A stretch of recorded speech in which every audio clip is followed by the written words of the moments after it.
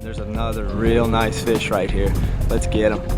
On this episode of Captain's Tales, we're pursuing the prehistoric armor-plated buoy fish, the triple tail.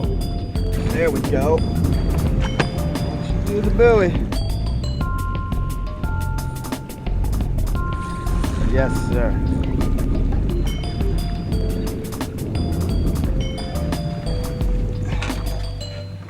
That's what we came out here for.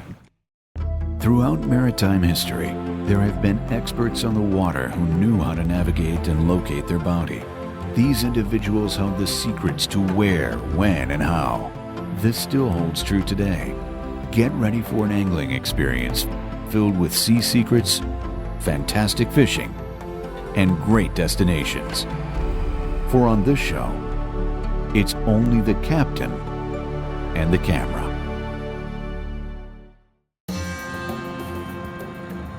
On this episode of Captain's Tales, we're heading out into the breezy Gulf of Mexico with Captain Tim Daugherty. Captain Tim's favorite way to target triple tail is along the crab trap buoy lines that lie just off the southwest Florida coast.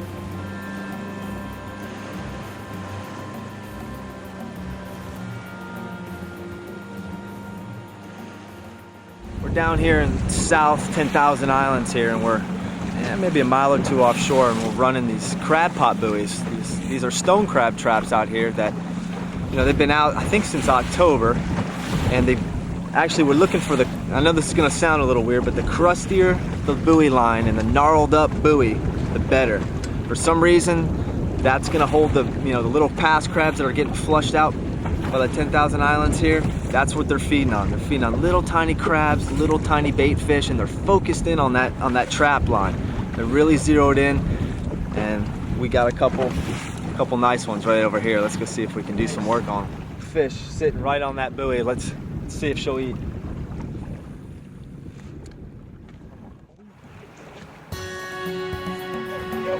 Get out of that trap. Oh!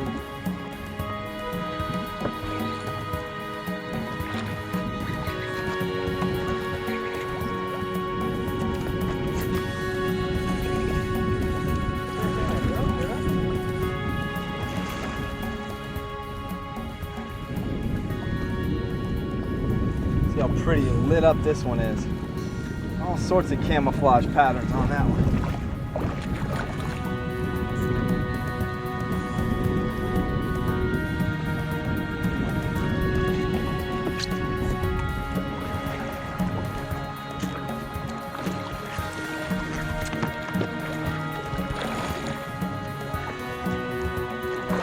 All right, girl.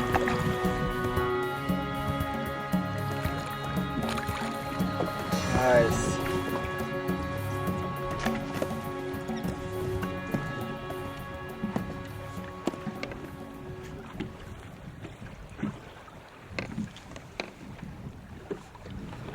That's perfect size right there. She's one of the smaller ones, but perfect camouflage predator fish underneath these buoys. But we saw them. I saw them.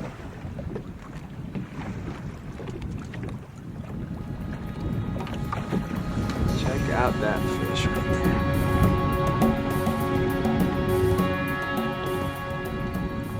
All right, well, this fish we're gonna let go. They're great game fish out here to catch, and we'll let her grow up. Maybe this fish one day will be 20, 30 pounds. You never know. Good job today. All right. I got some lunch for you. Lunch meat. Not the bobber. Eat the bait, please.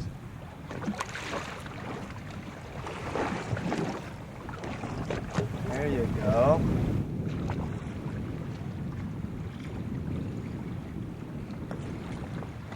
She went back to the buoy again.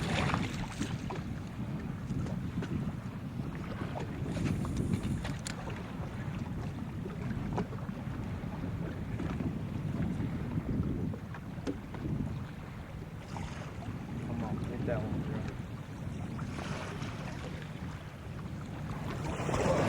girl.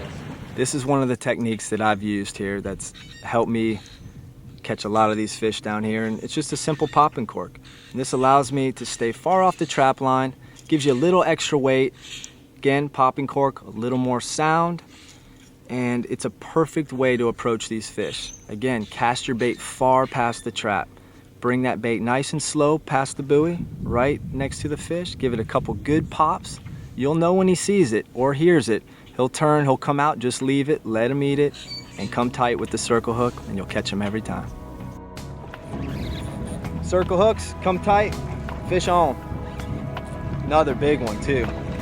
Out here, it's not ideal conditions for what we're doing, at least in the boat I fish in, a flats boat, but you know, we got the right sun, the fish are here, so why not get out here and get them? You know, we just got to sacrifice a little bit of being comfortable, but other than that, here you have it. Another nice fish. Found out she was hooked. Yeah, there you go, girl. Get you some. Oh yeah. Come on, go left. To the left.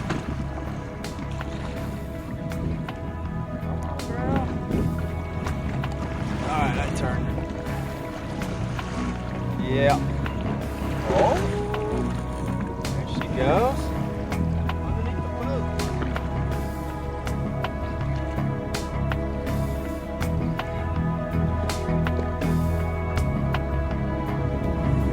Yeah. Go ahead, girl. Run, if you want to run, go right ahead.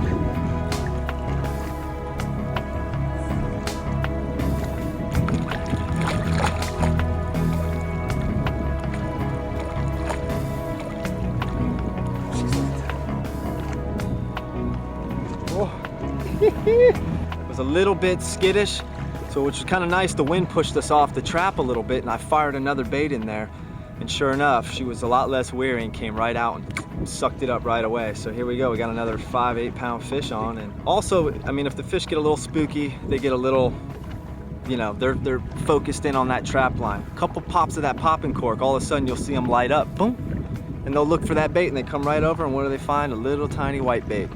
Perfect little lunch. But let's get this one here and take a look at it.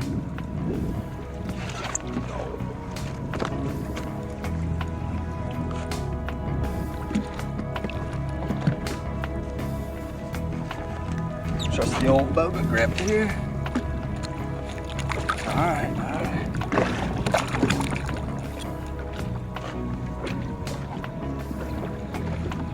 There you go. So nice, such a, almost like a prehistoric looking fish to me. The triple tails, I mean, that tail is all power right there. And I've seen, like I said before, the bigger ones jump completely out of the water. This is a perfect eating size fish right here. About the 4th or 5th buoy we hit, so we're looking for the big one today. This will do just fine, huh?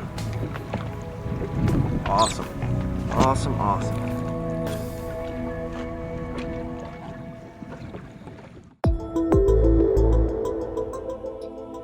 Today's tackle, I love the Daiwa Soul here, spooled up with a little 10-15 pound spider wire ultra cast here.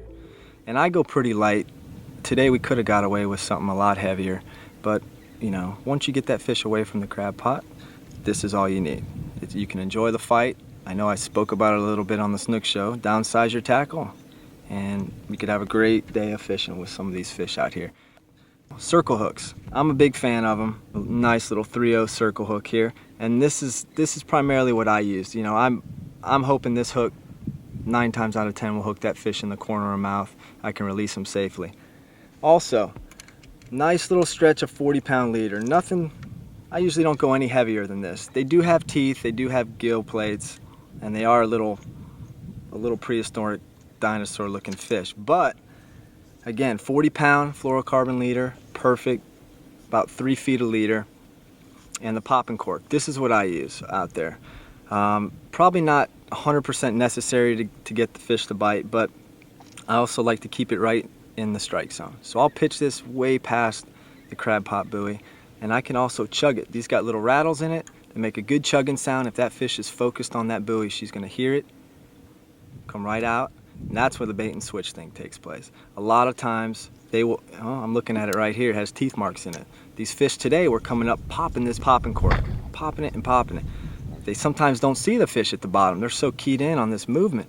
So what you gotta do is, if they start popping this, you give it little tugs, make sure the bait crosses them, and they will eat it every time. This was my bait of choice today. Something I netted early this morning. Good snook bait, but also everything else down here eats them.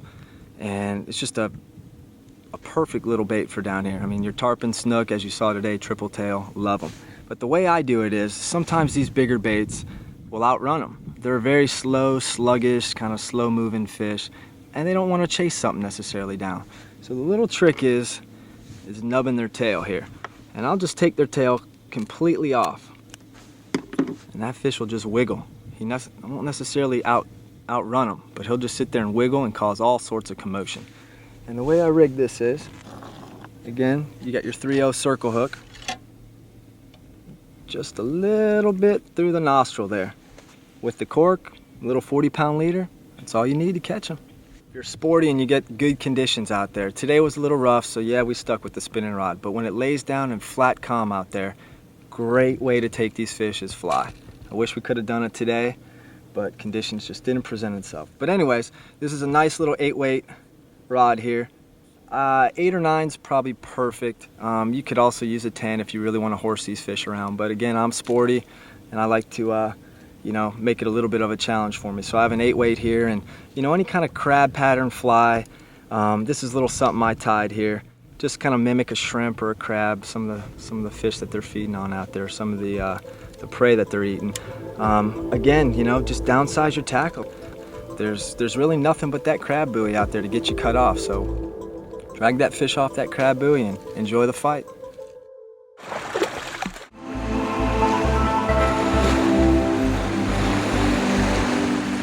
Technique I like to use for running the pots. Get the boat on half plane.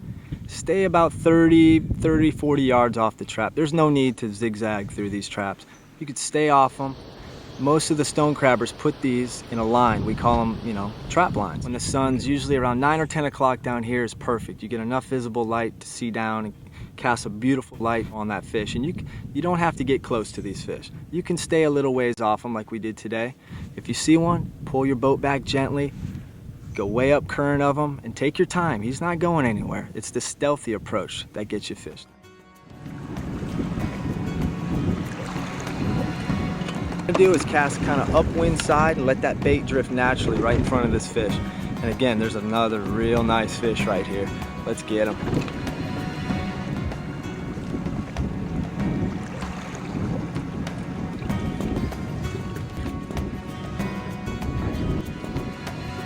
There we go. Not the bobber, the bait's the good stuff. That's the tasty stuff. Oh yeah. Go by that buoy. Once you do the buoy. Yes, sir.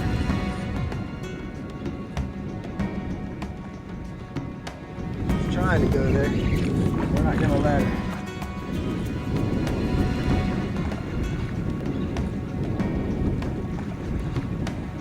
She's trying to go there.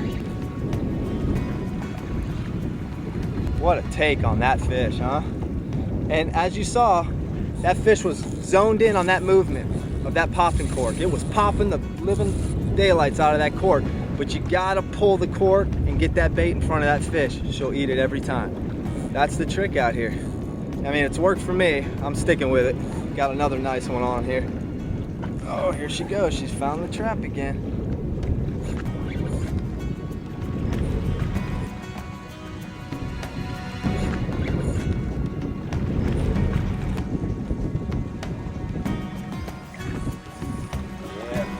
Not done yet. She almost dogged me on that one. Look at that fish. Little slouch right there.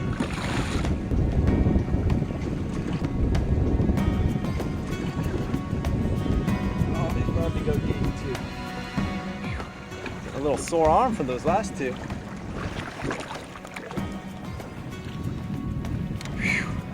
I love it. I'm gonna bogey this fish here. I'm gonna be nice and gentle with her. Hopefully she'll make nice little babies so we can catch some more here one day.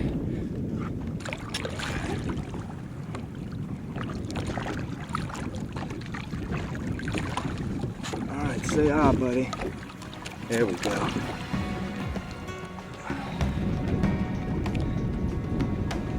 Wow. I'm telling you guys about how good these are to eat. But this fish, great battle, great fight. And you don't need to kill everything you catch out here. You know, this fish will maybe spawn another 1,000, 2,000 little babies and we can come back out here, catch this fish again. That's a mouth only a mom could love right there. If you look at this fish, the first thing that comes to my mind is prehistoric dinosaur. That's what this fish reminds me of. I don't know if you can see on this gill plate here. I'll try to flare them out for you. But that's one other thing, kind of like a snook. If they get that line in that gill raker, bye-bye fish. But it's an armored plated fish pretty much with 3 tails. I mean, does it get any cooler than that? Let's see if I can get the spikes up on her.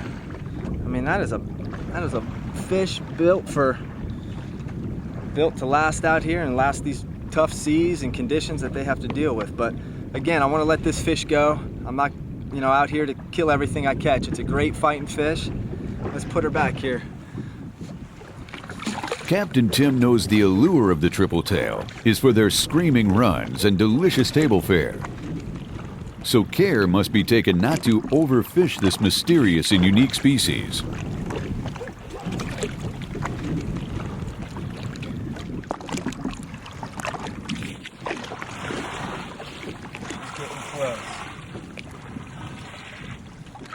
All right, go on, girl. Grow up. And there she goes. Live to fight another day. Make some more babies, because I want some more fish to catch. Give a little taste. She's on it. Fish on. That's how we do that. Woo, that's a big one. Gotta love that. Again, I know I touched on it in the snook show. Watching fish eat is awesome. Get a load of that pig right there. Yeah.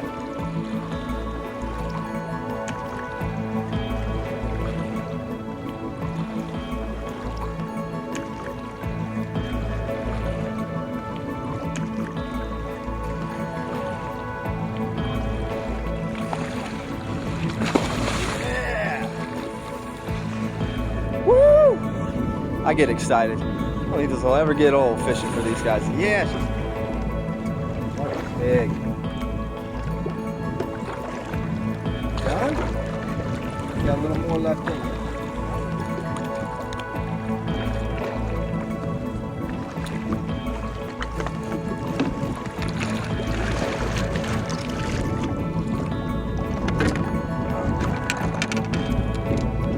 Ah.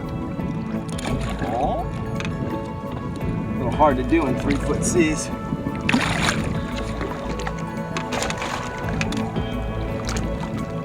I'm gonna get you. I'm gonna get you. There you go. All right, all right. That's what we came out here for. Fish to catch here. And good eating too. But again, you know, if you're coming out here for sport, just take what you need, you know. I mean, the limit on these is 4 per person, but there's no need to take 4 of these really. This will feed a whole family, so wow, that was exciting. Oh man, check out that fish. Triple tail, they're out there waiting for that tide to push those crabs in and out, little bait fish. And those crabs, as they're floating out with the tide, they see that pot, they'll swim over and grab onto it. And that's where the triple tail comes in. He's sitting up underneath that buoy, waiting.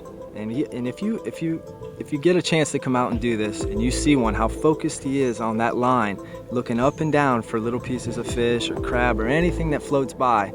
And that's how we take them out here. Stone crab season and crab pot buoys. Awesome. Try one more fishing spot online. Log on to www.captainstales.com. Closed captioning brought to you by Moonlighter Push Poles and Nets. Join us again next week for another episode of Captain's Tales, and try one more fishing spot online. Log on to www.captainstales.com.